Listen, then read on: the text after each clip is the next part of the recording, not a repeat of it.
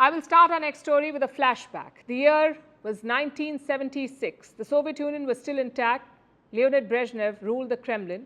Moscow was gearing up for a space launch. It was sending its Luna 24 to the moon.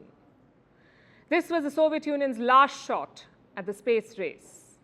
They were leading it in the beginning, but soon the US took over. They sent humans to the moon, and the space race was never the same again.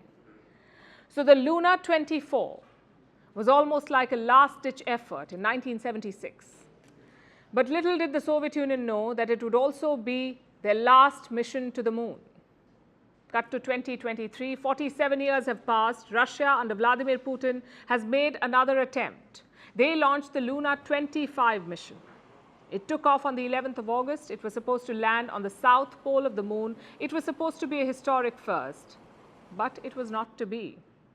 On the 19th of August, Russia lost contact with the probe, and after that, everything went downhill. The spacecraft spun out of control and soon crashed onto the moon. Russia's space agency, Roscosmos, has since issued a statement. It said, and I'm quoting, "The apparatus moved into an unpredictable orbit and ceased to exist as a result of a collision with the surface of the moon." Basically, they're calling it a technical glitch. Roscosmos will set up a commission to look into the failure. Well, whatever the conclusion, this is a big blow for Russia.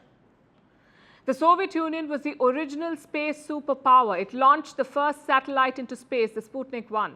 It sent the first man into space, Yuri Gagarin. It sent the first woman into space, Valentina Tereshkova. They even sent the first dog into space, a dog named Laika.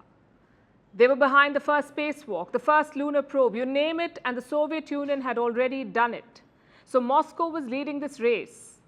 But then came the Apollo moon landings of 1969. They gave America the edge. In 1991, things took a turn for the worse for Moscow. The Soviet Union had just collapsed, and Russia reorganized its space program. It was under a state agency called Roscosmos. But things were never the same. That's because the agency was cash-strapped.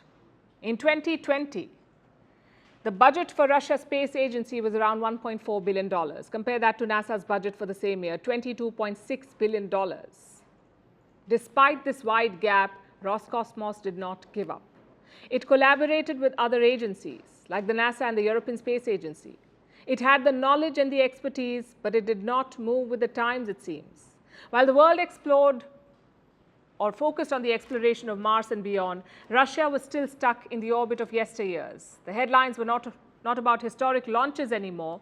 Instead, they talked about technical failures, about budget constraints, an aging workforce, bureaucratic inertia. The most ironic twist of fate was satellite launches. There was a time when Russia was the go-to choice for launching payloads.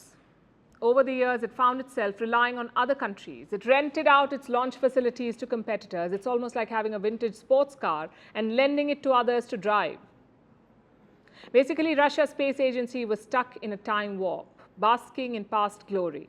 The war in Ukraine made things worse. Russia was heavily sanctioned. Its space sector suffered. Initially, Russia and Europe planned to partner on the Luna 25. But that partnership ended with a war. And this lunar mission became all the more important for Russia. They had a point to prove. They had to regain their lost glory. The question is, will the Kremlin and the Ministry of Finance be ready to fund projects like this? Because the development will take a long time.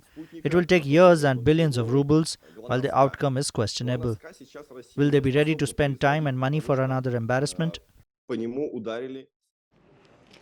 With this crash, Russia's cosmic slide is evident. From being a space superpower to resembling a rocket in free fall, their first mission in almost 5 decades has ended in a crash.